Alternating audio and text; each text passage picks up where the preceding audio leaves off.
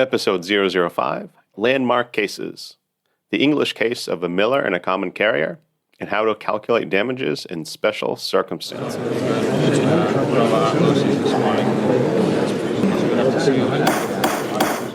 The For Legal English podcast is now in session. On today's docket, the landmark case, Hadley versus Baxendale.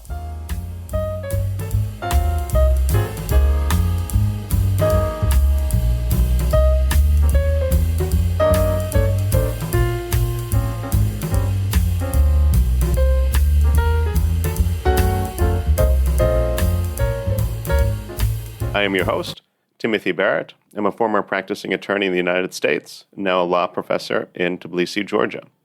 This is episode 005 of the For Legal English podcast.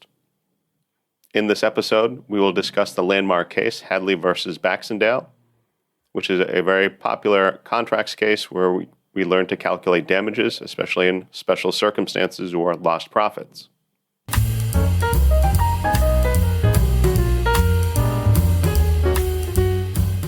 Welcome to the For Legal English podcast. This is the show for lawyers, law students, and other professionals from all over the world who want to improve both their legal English and legal knowledge. On the docket today, Hadley versus Baxendale, landmark case. This is an English case from the Court of Exchequer and was decided in 1854. If you go to our show notes, you'll be able to either download the PDF of this case or follow a link and you can see it online. When we talk about it on the podcast, you don't need to have looked at the case or have read the case before. So I'm not going to refer to specific paragraphs or anything like that. But if you are interested in the case, please check it out. This was a very famous case and is still taught in law school for contracts. This is also one of the cases we use in our elemental legal English course. So if you're interested in that, please check out our website or stay tuned to the end. Our website is 4, as in the number 4, legalenglish.com. So let's start out by talking about the parties that are involved, the people and the companies that are involved in this case.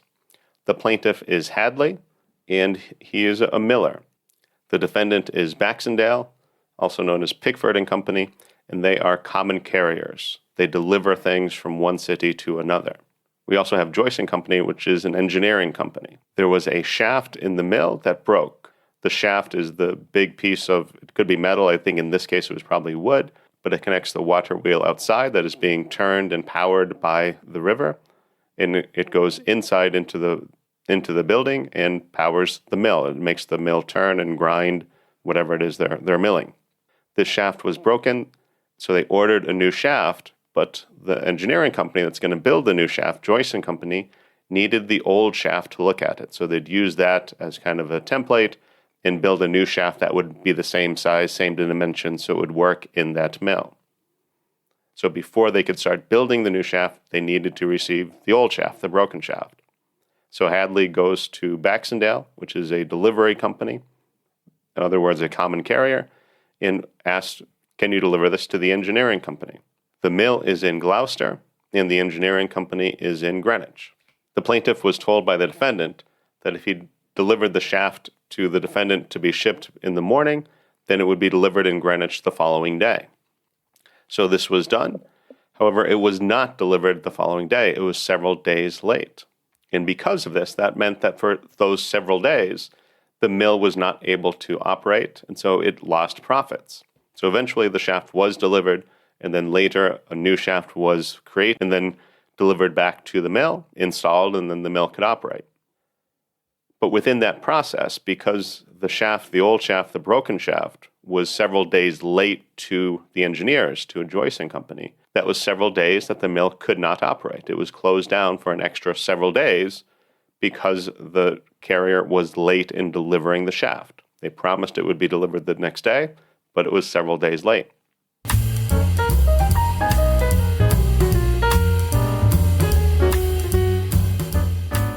So the plaintiff sues for damages, including lost profits.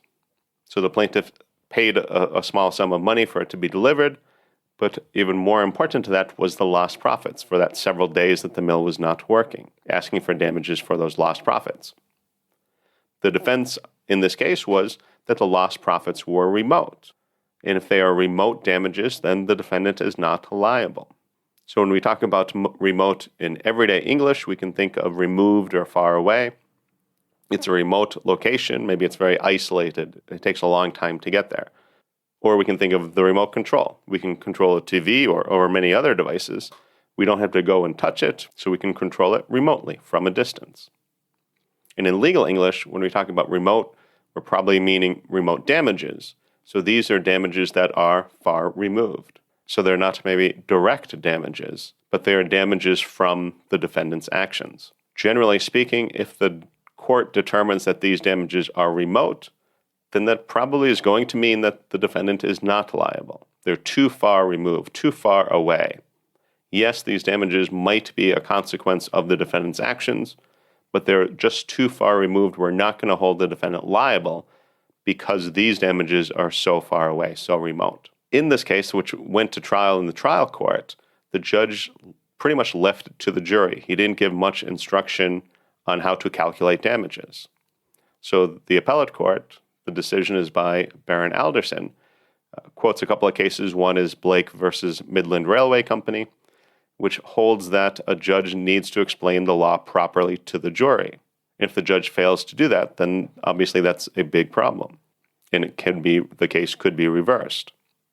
So in this case, Baron Alderson orders a new trial, but before that happens, he wants to come up with the rule that the judge should instruct the jury with. So we don't want him to come back again if the judge doesn't come up with a proper rule. Baron Alderson, the Court of Exchequer, is going to come up with a rule that the trial judge should give to the jury, should instruct the jury with. So what is the legal issue in this case? This case is about how to calculate damages. Specifically, is plaintiff entitled to lost profits caused by defendant? Let me quote from the case. Where two parties have made a contract which one of them has broken, the damages which the other party ought to receive in respect of such breach of contract should be such as may fairly and reasonably be considered either arising naturally, and I'm going to skip ahead, or such as may reasonably be supposed to have been in the contemplation of both parties at the time they made the contract. Close quote. So the court is saying if it's naturally arising, then the defendant is liable. Naturally arising meaning that the parties could contemplate this. They were aware of this, or they should have been aware of it. In other words, the defendant should be on notice that if he breaches the contract, then these damages will arise, these damages will be caused, and the defendant may be liable for those damages.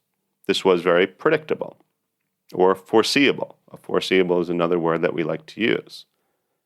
But what happens when they are not necessarily naturally arising? The judge goes on and talks about special circumstances. Some courts use special terms, but Baron Alderson, if we break it down, has naturally arising and special circumstances. So special circumstances may not be usually foreseeable.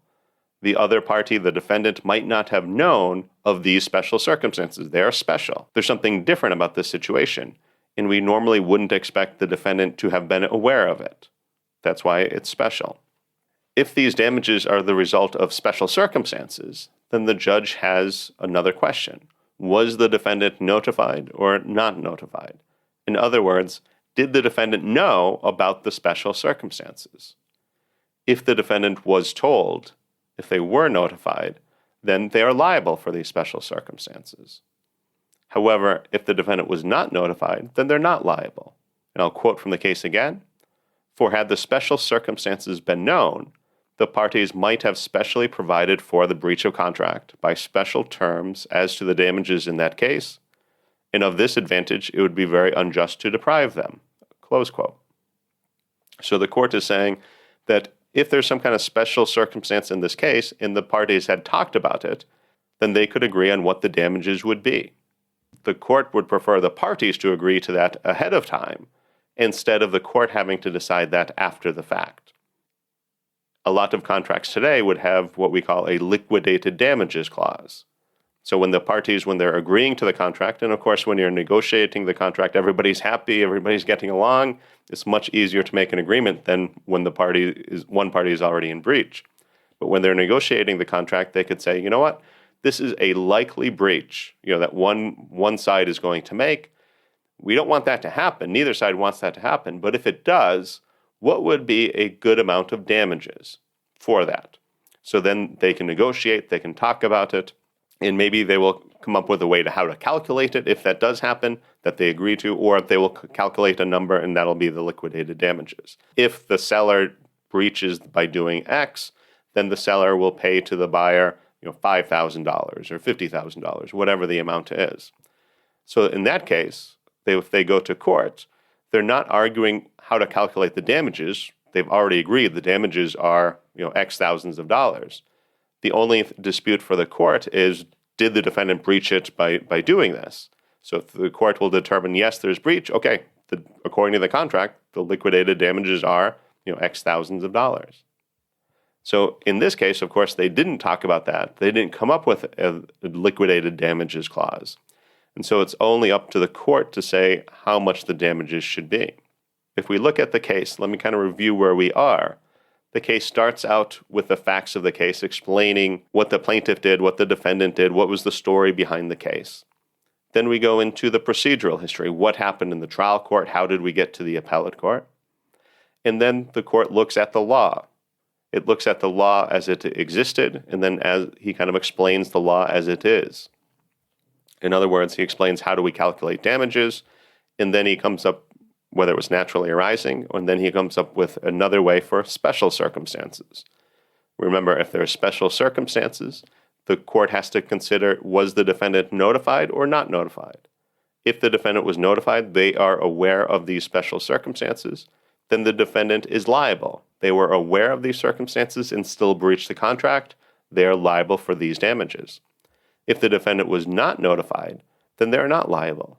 They didn't know of these special circumstances when they breached the contract, therefore they shouldn't have to be held responsible for these.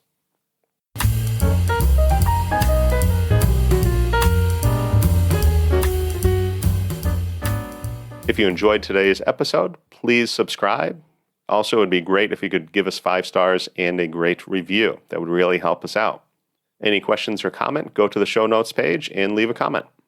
Go to our website, 4 is in the number 4, Legal English, no spaces or dashes.com, 4legalenglish.com. You can check out our blog articles and our available courses. The show notes are also there.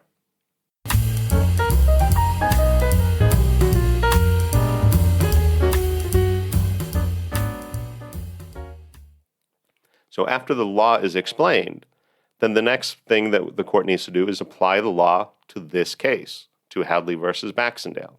Now, the law can apply to many cases that are in any way similar to this case, but now we need to take that rule and apply it to our case, the instant case. So now the question becomes, was the defendant given notice? Did Hadley inform Baxendale that if this shaft isn't delivered on time, then our mill is going to be closed down even longer, and we're going to lose profits because of that? If that happens, we might be seeking those lost profits from you, Mr. Baxendale. According to the court, they were not given notice. The defendant wasn't given notice, and therefore is not liable. And I want to quote again from the court, quote, "But it is obvious that, in the great multitude of cases of millers sending off broken shafts to third persons by a carrier under ordinary circumstances, such consequences would not, in all probability, have occurred. And these special circumstances were here never communicated by the plaintiffs to the defendants." Close quote. So I think this is a great quote because I always laugh at the idea that in the great multitude of cases of millers sending off broken shafts to third persons by a carrier under ordinary circumstances. How many cases like that are there? I wonder, in the 1850s in England, were there lots of millers sending off broken shafts by carriers? Was this something that happened quite frequently? Now, especially going to law school in the United States, we go through a lot of cases, and certainly we see a lot of similarities in some of those cases. However, the idea that there's lots of cases of millers sending off broken shafts, I find that very humorous. I don't think that there are, in fact, many of these types of cases. But I could be wrong. I could be corrected. Because of this, because the court determined that the plaintiff had not informed the defendant about these special circumstances, then the defendant is not liable. I would submit that a lot of people who read this agree with the law, the rule that Baron Alderson came up, but many argue that he misapplied it in this case, that it seems like from the facts of the case that the plaintiff's servant, his employee, told the defendant's servant, the defendant's employee, that, hey, it's very important, we're waiting for the shaft, we can't run the mill until it gets back. So it seems like there was enough notification. What the plaintiff's employee told the defendant's employee was sufficient. But according to Baron Alderson, it was not. And accordingly, the defendant was not liable. I'll give one more quote.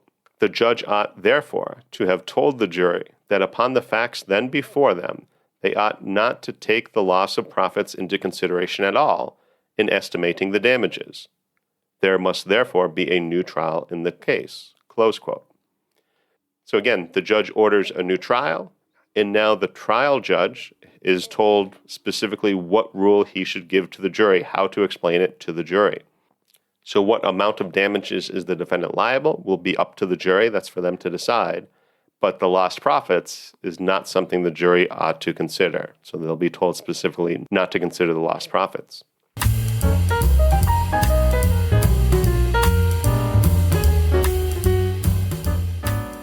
So what do you think of this case? Was this an interesting case? Do you agree with the outcome?